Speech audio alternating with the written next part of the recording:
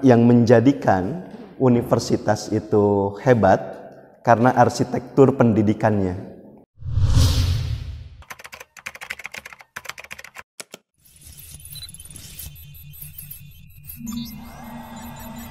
Bismillahirrahmanirrahim. Assalamualaikum warahmatullahi wabarakatuh. Bapak Ibu, teman-teman semuanya, ini mengawali apapun yang pokoknya ada karya inovasi dan diskusi di sini.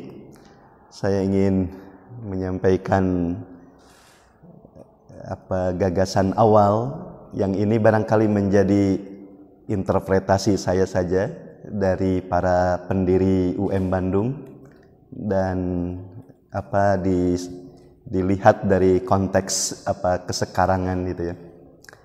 Saya ingin memulai dari satu pertanyaan, apa yang membuat gitu ya, sebuah universitas itu menjadi kuat dan hebat gitu ya. Ini tentu pertanyaan yang sangat dasar untuk kita, bagaimana membangun sebuah universitas yang kuat dan hebat itu. Nah, pertanyaannya, apa yang membuat sebuah universitas itu menjadi kuat dan hebat gitu ya? Jawabannya barangkali itu ya, kalau melihat beberapa tradisi di perguruan tinggi, pertama yang menjadikan universitas itu hebat karena arsitektur pendidikannya. Arsitektur pendidikan itu boleh bersifat fisik seperti bangunan semacam ini. Salah satunya misalnya ini kita simak misalnya, UM Bandung itu hebat karena bangunannya 14 lantai, kira-kira begitu. Itu arsitektur pendidikan bangunannya, fisiknya.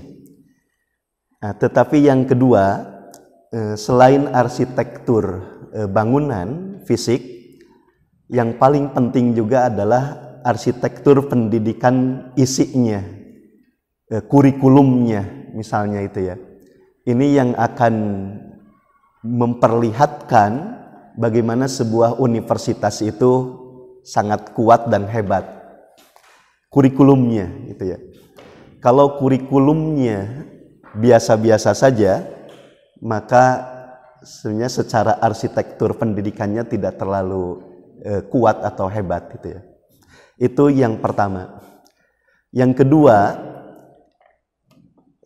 universitas itu kuat dan hebat karena risetnya, hasil-hasil inovasi yang dibangunnya gitu ya. Hasil riset di perguruan tinggi itu bukan hanya menjadi khazanah keilmuan di universitas itu, tetapi hasil riset inovasi itu menjadi dasar produktivitas dan dasar atau fundamen dalam membangun sebuah peradaban bangsa itu ya, termasuk peradaban global. Kalau risetnya tidak ada, risetnya asal-asalan misalnya, maka universitas tidak akan memiliki kekuatan atau kehebatan. Itu risetnya. Yang ketiga, universitas itu menjadi hebat karena pelayanan publiknya. Karena sebuah universitas itu bisa memberikan penyelesaian-penyelesaian atau solusi-solusi terhadap persoalan-persoalan konkret yang dihadapi oleh masyarakat, bangsa atau kemanusiaan universal gitu. Maka universitas itu akan menjadi kuat dan hebat kalau universitas itu memiliki pelayanan publik yang kuat. Nah, ini tentu secara tradisi arsitektur pendidikan semacam ini gitu ya, biasanya dikembangkan di dalam tradisi perguruan tinggi yang sangat maju, terutama di Inggris gitu ya. Arsitektur pendidikannya mengembangkan satu pendidikan yang mengembangkan keilmuan multidisiplin misalnya gitu ya. Nah, sehingga sivitas atau mahasiswa dan dosennya mereka bukan hanya menguasai satu disiplin keilmuan, tetapi mereka menguasai berbagai disiplin keilmuan. Maka satu rumusan singkat di dalam arsitektur pendidikan yang multidisiplin ini atau sering disebut sebagai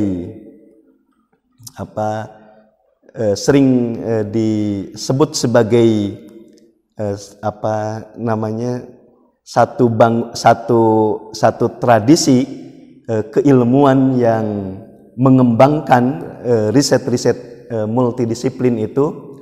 Mereka memiliki wawasan yang multidisiplin dengan keahlian yang spesifik gitu ya.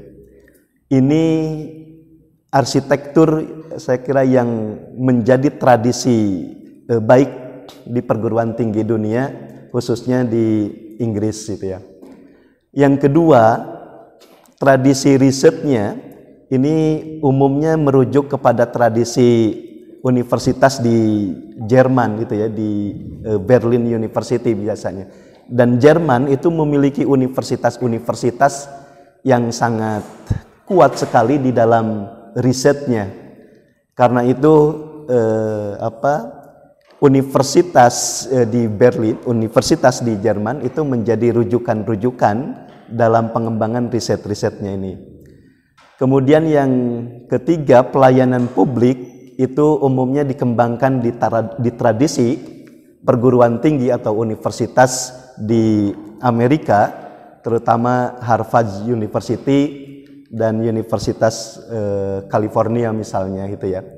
Karena itu dari tradisi-tradisi perguruan tinggi atau tradisi-tradisi universitas dunia itu, maka bisa dirumuskan atau dikembangkan bahwa sebuah universitas itu bisa kuat dan hebat kalau arsitektur pendidikannya kuat dan hebat gitu ya.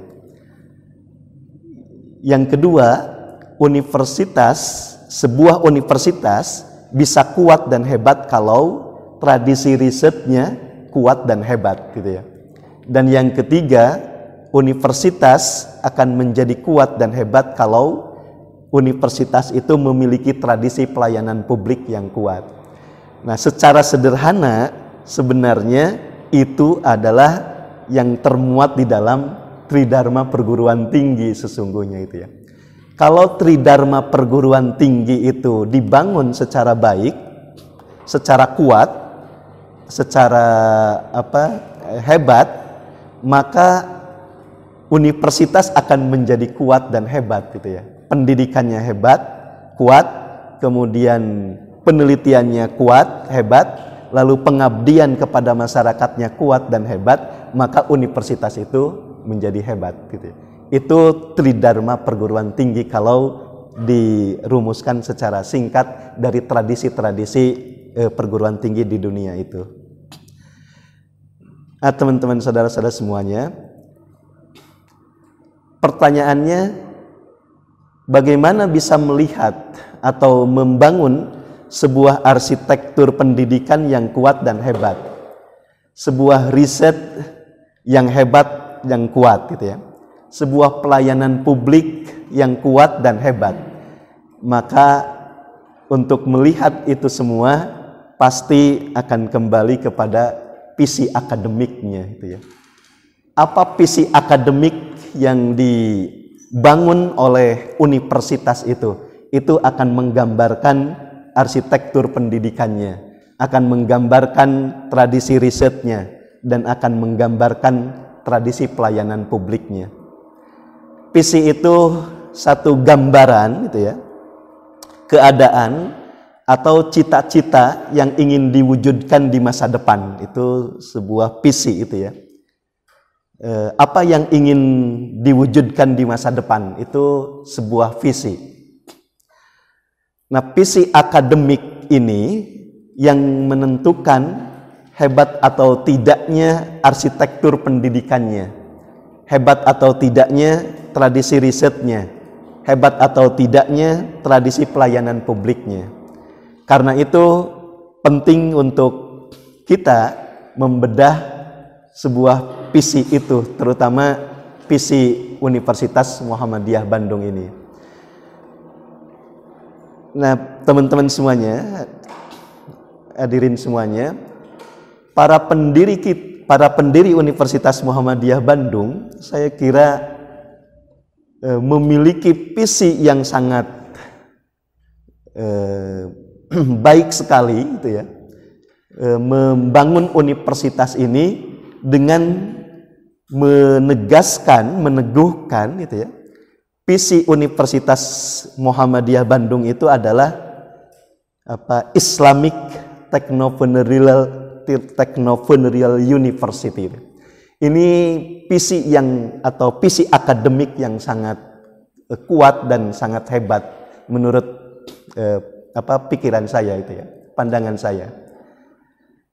Saya melihat atau ya memahami, menyimak dari para pendiri Universitas Muhammadiyah Bandung ini, visi akademik Islamic Technopreneurial University ini itu akan bisa mendorong, gitu ya, menciptakan universitas yang kuat dan hebat dengan menyiapkan SDM yang berintegritas Islami, gitu ya, memiliki leadership yang kuat, memiliki kemandirian, serta kecakapan dalam wirausaha yang berbasiskan kecakapan teknologi, gitu ya. Nah, sehingga bisa berkontribusi dalam membangun sebuah peradaban bangsa, terutama membangun daya saing bangsa, itu ya, kesejahteraan dan daya saing bangsa dalam percaturan global, itu ya. Nah, kira-kira saya memahami para pendiri, itu ya, Universitas Muhammadiyah Bandung itu mengimajinasikan satu SDM penciptaan lulusan, gitu ya, penciptaan manusia-manusia yang dia punya integritas Islaminya yang kuat, lalu memiliki leadershipnya yang kuat, kepemimpinan yang kuat, lalu memiliki kemandiriannya yang kuat, dan dia karena atau dengan kemandirian, dengan integritas Islaminya, dengan leadershipnya dan dengan kemandiriannya yang kuat, bisa berkontribusi dalam pembangunan bangsa dan peradaban. Itu imajinasi yang saya tangkap dari para pendiri Universitas Muhammadiyah Bandung ini. Nah, hadirin, ini teman-teman semuanya, kenapa harus Islamic Technopreneurial University, itu ya? Ini tentu perlu membaca sebuah problem realitas, itu ya, di konteks bangsa itu sendiri, itu ya. Nah, tentu kalau diperluas itu bisa juga memahami dalam konteks global. Tetapi saya merujuk saja pada gagasan-gagasan tentang isu-isu keumatan, isu-isu kebangsaan dan isu-isu kemanusiaan universal, tetapi dengan lebih menekankan pada dua isu. Yang pertama, dan lebih spesifik lagi pada isu-isu Jawa Baratnya, itu ya. Pertama, ini problemnya kenapa para pendiri kita ini merancang satu visi akademik yang hebat ini adalah karena realitas umat Islam ini hari ini dulu dan juga hari ini gitu ya, ini masih masih ada dalam taraf penyandang masalah sosial gitu ya. Ini meminjam istilah teologi Al-Ma'unnya ya di Muhammadiyah itu ya. Bahwa umat Islam hari ini masih menyandang masalah sosial yang kuat sekali. Umat Islam termasuk di dunia itu masih yatim secara ekonomi gitu ya. Yatim secara politik, yatim secara teknologi, yatim juga secara pengetahuan, yatim secara kebudayaan dan seterusnya. Apa buktinya ya? Sederhana saja itu ya. Buktinya kita masih menjadi penikmat teknologi atau konsumen penikmat teknologi, belum menjadi produsen yang baik gitu ya teknologi. Jadi apa yang kita gunakan hari ini, gadget, HP, laptop, notebook dan seterusnya, itu bukan produksi umat Islam atau kaum muslim gitu ya. Tetapi ini produk-produk di luar muslim gitu ya. Ini artinya bahwa kita masih menjadi masyarakat penikmat atau masih menjadi masyarakat konsumen dalam hal perkembangan teknologi, termasuk juga di dalam hal ekonomi, kemudian politik, pendidikan dan kebudayaan secara luas. Itu problem utama yang saya kira ini menjadi keprihatinan teman-teman atau para pendiri termasuk Muhammadiyah secara umum. Yang kedua, ada problem karakter gitu ya di masyarakat kita. Ini problem karakter kita ini sangat serius. Ini teman-teman semuanya. Malas. Terasa enggak ya? Malas ya masyarakat kita itu. Meremehkan mutu. Jadi formalitasnya terlalu kuat gitu ya. Termasuk akreditasi atau termasuk yang lain gitu ya. Asal formalitas saja itu ya. Mutunya ini maka tidak heran kalau Pak Budi, borang itu nggak bobodoh.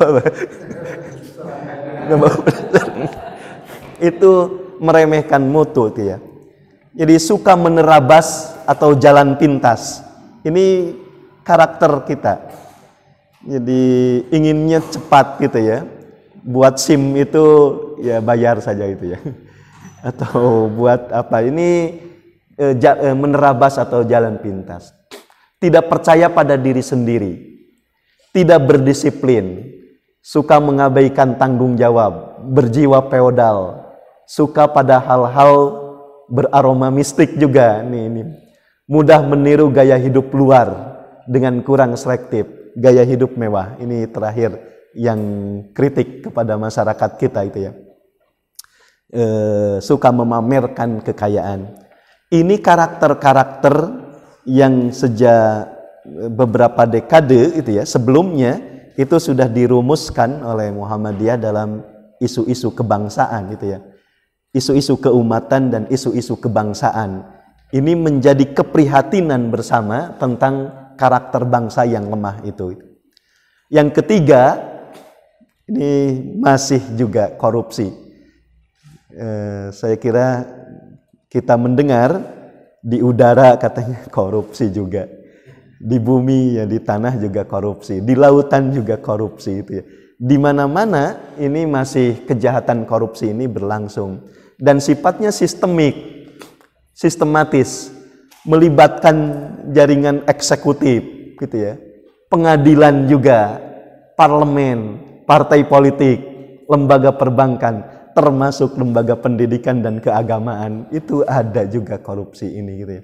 Ini problem yang serius saya kira, yang menjadi keprihatinan. Yang keempat, problem birokrasi, itu ya. Birokrasi kita tidak produktif. Masih berbelit-belit gitu ya, tidak ramah karena lebih menempatkan dirinya sebagai alat kekuasaan daripada pelayanan negara dan rakyat gitu ya. Dan terakhir, ini yang spesifik saya lihat di Jawa Barat, masalah yang berkembang adalah masalah budaya literasi. Budaya literasi itu sangat lemah sekali itu ya di Jawa Barat dan di Indonesia. Penelitian menunjukkan 1 dari 1000 saja yang suka membaca itu gitu ya, yang membacanya baik 0,00001 itu ya. Jadi budaya kita, budaya literasi kita yang sangat lemah ini itu berpengaruh pada bagaimana dia berkontribusi di pentas nasional atau di pentas global gitu ya. Karena budaya literasinya kurang baik, maka sangat sulit sekali, jangankan berkontribusi ke masyarakat luas, masyarakat regional atau global, malah mengurus sendiri saja susah. Itu persoalan budaya literasi itu ya. Yang kedua, budaya kebersihan. Ini saya kira 10 provinsi yang TPA-nya masih bersoalan, itu salah satunya Jawa Barat gitu ya. Persoalan sampah di mana saja ya, di mana-mana ya kita melihat sampah, termasuk di solokan-solokan gitu ya. Aromanya yang ini budaya kebersihan atau lingkungan yang kurang baik. Yang ketiga, moderasi dalam beragamanya masih persoalan Jawa Barat itu. Penelitian atau laporan dari sekolah pasca ya UGM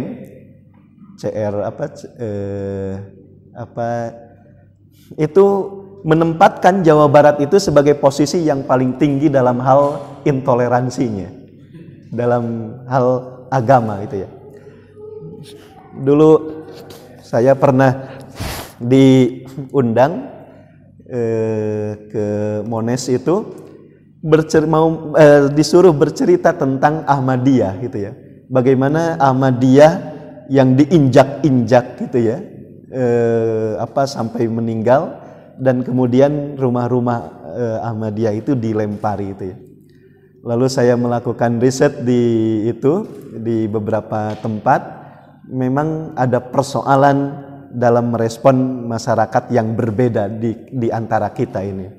Non-Muslim saling mencurigai itu ya, tentang Injilinya, Kristenisasinya, lalu juga Ahmadiyah, apalagi Syiah, ini seolah-olah menurut kaum Muslim, Sunni Syiah itu pasti setan gitu ya, dan akan masuk neraka gitu ya, karena itu harus dibunuh dan seterusnya gitu ya.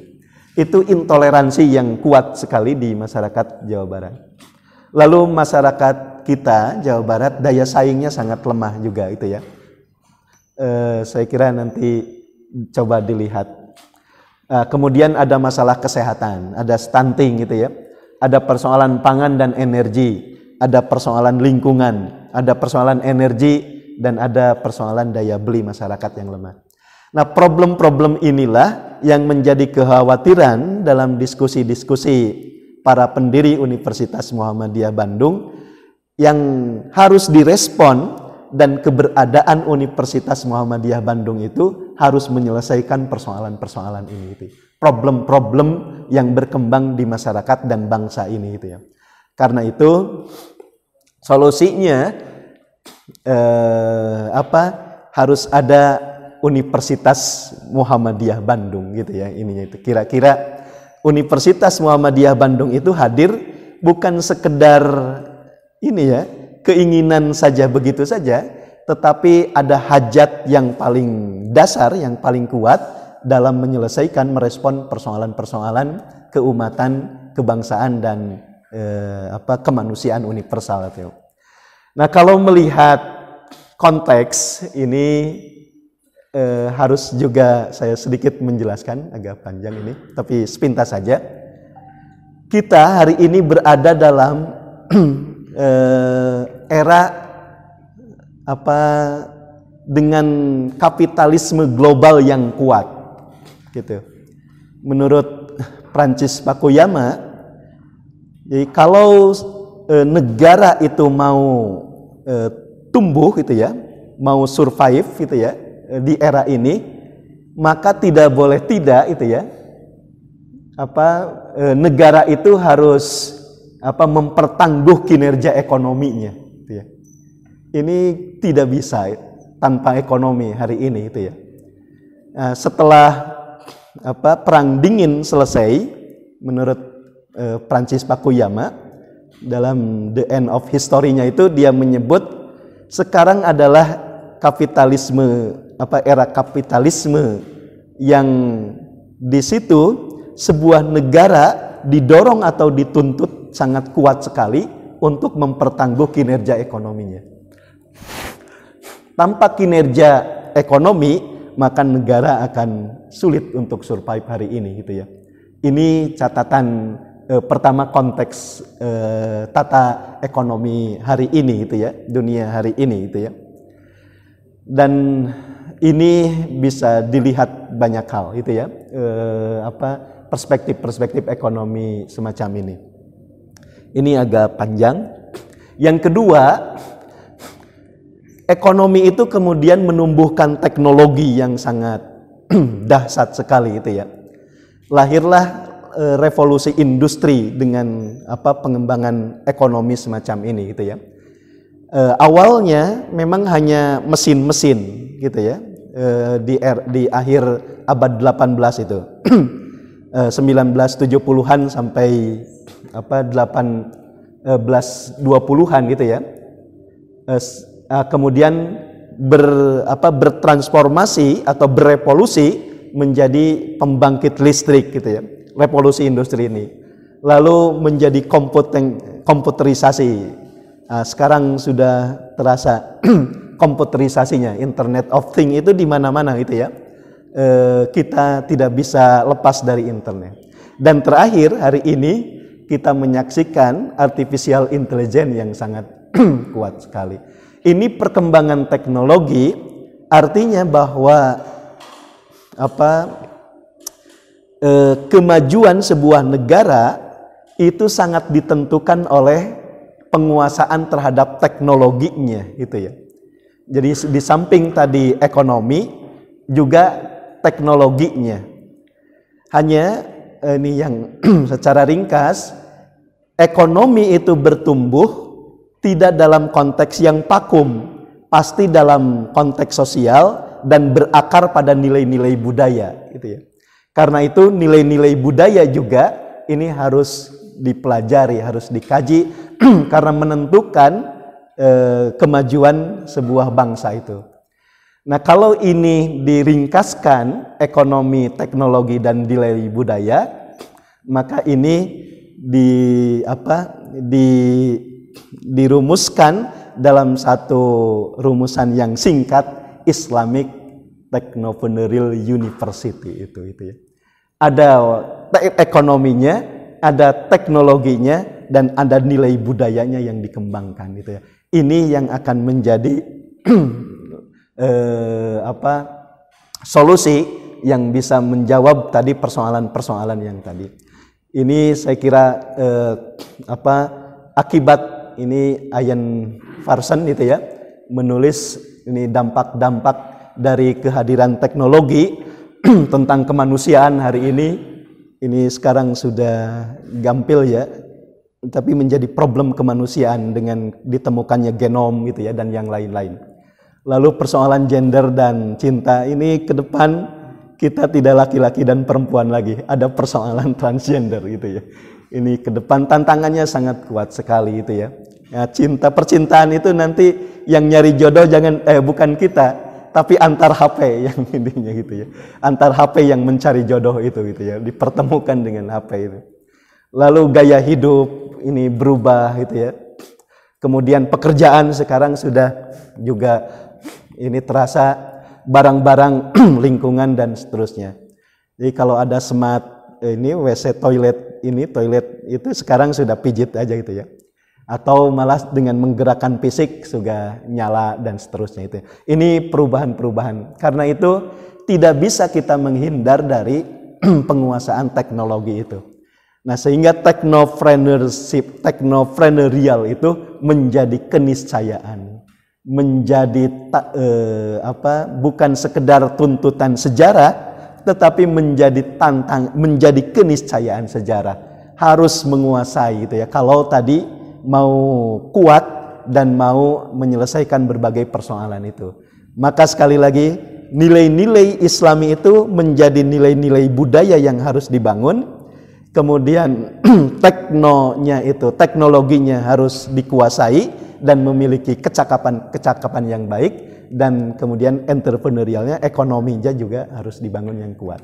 Inilah visi menurut saya sangat berpikiran ke depan, dan visi itu bisa menjadi dasar dalam membangun universitas yang kuat, arsitektur pendidikannya berdasarkan visi akademik ini. Maka Universitas Muhammadiyah Bandung membangun arsitektur pendidikannya yang kuat, tradisi risetnya yang didorong untuk kuat, dan kemudian tradisi pelayanan publiknya yang kuat gitu ya. Terus ada 4 pilar dari visi itu. Ini tafsir ininya ya, yang saya coba lihat gitu ya. Pertama ada nilai Islamnya, nilai Islaminya. Kalau nilai Islam itu disebut, maka di situ ada Islam sebagai seperangkat kepercayaan gitu ya. Ada Islam sebagai sebuah peradaban gitu ya. Ininya ada normativitas, pasti ada historisitas Islamnya itu ya. Nah, kalau memahami Islam sebagai nilai dasar atau sebagai normativitas, maka saya meringkaskan berdasarkan pedoman hidup Islami warga Muhammadiyah itu ada 4 nilai Islam yang dibangun atau perlu dikembangkan di Universitas Muhammadiyah Bandung sebagai Islamik ini gitu ya. Pertama ada nilai kemusliman, nilai muslim. Yang kedua ada nilai kemukminan. Yang ketiga ada nilai kemuhsinan, dan yang keempat ada nilai kemuttakinan. Nah, kalau mau hebat, ini sivitas dan lulusan Universitas Muhammadiyah Bandung ini, maka dalam istilah pedoman hidup Islami warga Muhammadiyah, kita harus punya karakter muslim, mukmin, muhsin, dan muttaqin paripurna. Nah ini kapan ya ininya bisa diinikan, tapi ini menjadi visi yang kuat sekali itu ya. Yang keduanya, ini agak loncat, ini agak panjang, spirit peradabannya itu ya. Jadi Islam itu bukan sekedar norma tadi, tetapi di dalam Islam itu ada spirit berkemajuan.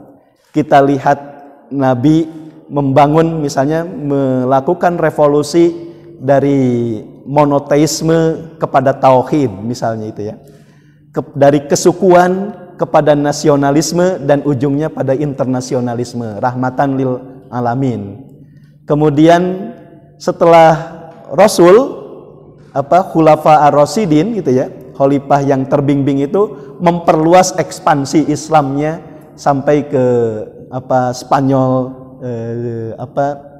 di bagian di utara, kemudian di selatan, dan seterusnya itu ya, sampai ke Afrika. Ini menunjukkan ada spirit peradaban, ada spirit berkemajuan. Dan yang juga kita saksikan bagaimana para ilmuwan-ilmuwan muslim kita dulu membangun sebuah peradaban itu. Dari mulai Ibnu Sina, Ibnu Haytham, Al-Biruni, dan seterusnya, itu membangun sebuah peradaban. Maka kalau Universitas Muhammadiyah Bandung ini meletakkan visi Islamik itu sebagai nilai budaya yang akan dikembangkan, maka pertama dia akan menekankan pada pembangunan karakter yang tadi 4, yang kedua spirit berkemajuannya, sehingga diharapkan ini sivitas ini bisa memiliki visi kepemimpinan globalnya seperti dalam tradisi Islam dalam spirit peradaban tadi gitu ya. Yang kedua, pilar Islamic Technopreneurial University itu adalah kemandirian. Ini selalu ditekankan oleh para father kita itu ya, bahwa kemandirian itu Sivitas dan semuanya yang ada di Universitas Muhammadiyah Bandung itu harus memiliki kemerdekaan secara ekonomi, kemerdekaan secara sosial, kemerdekaan secara politik dan seterusnya itu ya. Kemandirian. Dan untuk membangun kemandirian itu maka tidak boleh tidak ini ada tradisi kreativitas yang harus dibangun gitu ya. Kolaborasi yang dibangun gitu ya. Lalu ini perlu ada keterampilan kompleks problem solving thinking skill gitu ya. Kecakapan berpikir kompleks untuk menyelesaikan problem sosialnya. Ada critical thinking skill itu ya. Ada higher order thinking skill, berpikir tingkat tingginya. Dan tentu inovasi menjadi wirausaha, berjiwa wirausaha, punya koneksi bisnis dan kecakapan teknologi yang harus dibangun dalam kemandirian. Tanpa ini ya sulit. Karena itu arsitektur pendidikan yang tadi kita rancang adalah bukan hanya membangun karakter islaminya gitu ya, arsitektur pendidikan, tetapi kemandiriannya itu harus dibangun dalam arsitektur pendidikan kita. Yang ketiga, leadership-nya. Jadi sivitas dan mahasiswa itu dibangun kepeloporannya, lalu managerial skill-nya, communication skill-nya, tetapi juga penting untuk mengembangkan prophetic leadership-nya. Ada humanisasinya, ta'muruna bil ma'ruf, librasinya, tanhauna anil munkar, lalu tu'minuna billah, transendensi. Lalu kepercayaan, kemudian kreasi nilai dalam bentuk memberdayakan sivitas atau masyarakat itu juga menjadi bagian dari leadership yang harus dibangun itu ya. Terakhir tentu ini pilarnya adalah kontribusi, manfaat, kemanfaatan. Jadi nilai teknologi yang dibangun itu kemanfaatan sebenarnya, harus berdampak atau ngefek gitu ya.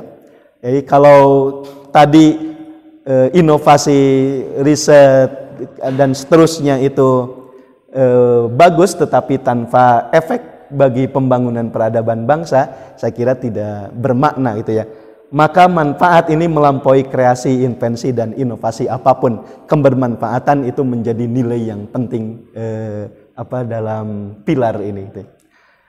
Terus ini konsep dari Islamic Technopreneur University mengembangkan pandangan keilmuannya. UM Bandung memandang bahwa agama, sains, teknologi, seni dan entrepreneurship, kewirausahaan merupakan kesatuan senyawa yang tidak bisa dipisahkan. Terus nanti mungkin bisa lihat. Nilai universitas yang dibangunnya dari Islam, sains, teknologi, seni, entrepreneurship itu ada nilai keislaman, ada nilai scientific, ada nilai entrepreneurship dan ada nilai kemanfaatan. Oke, terus. Nah, saya melihat kalau ini harus disepakati, dirancang. Apa tujuan kebermanfaatan itu gitu ya, sehingga harus bermakna di farmasi, harus bermakna di agribisnis, harus bermakna itu ya di prodi-prodi secara keseluruhan. Saya melihat 8 tujuan, 8 goal yang penting untuk menjadi orientasi bersama di UM Bandung itu ya, sebagai kebermanfaatan yang bisa dikembangkan. Pertama, pendidikan karakter ini yang harus dibangun sesuai tadi persoalan karakter dan isu-isu di Jawa Baratnya itu ya. Ada budaya literasinya yang harus dibangun. Ada melek digitalnya, etika dan daya beli, etika ekonomi dan daya belinya. Ada moderasi agama, ada ketahanan pangan. Ini kita punya Rotiyu nanti Pak Anan yang akan bicara. Lalu ada kesehatan masyarakat. Ini yang penting menjadi tujuan kebermanfaatan Universitas Muhammadiyah Bandung. Dan terakhir energi dan lingkungan. Ini 8 goal yang saya kira penting untuk didiskusikan. Bagaimana Universitas Muhammadiyah Bandung itu harus bermanfaat dalam pembangunan kebangsaan dan peradaban. Antara lain 8 goal ini yang harus dibangun. Terus, nah terakhir ini untuk sivitas dan mahasiswa terutama ini harus di list nih. Kira-kira dengan Islamic Technopreneur kuliah kita nih, setelah kuliah tahun pertama karakter muslimnya seperti apa lah gitu ya.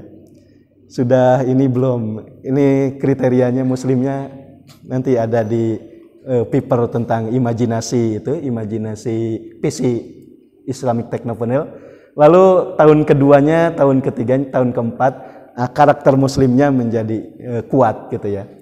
Lalu karakter mukminnya, lalu karakter muhsinnya, karakter mutakinnya ini di checklist gitu ya, sudah berapa persen. Jadi tahun keempat itu sudah paripurna atau setengah paripurna kira-kira gitu ya, ininya itu. Lalu kemandiriannya, sudah punya kreativitas apa gitu ya. Kemudian kolaborasinya, keterampilan kompleks, problem solving thinking skillnya, high order thinking skillnya, critical thinkingnya. Lalu ada inovasi apa, koneksi bisnis yang dimiliki seperti apa selama 4 tahun itu, jejaringnya, teknologi yang dikuasainya, kewirausahaan yang dibangunnya, dan kecakapan kewirausahaannya dan seterusnya.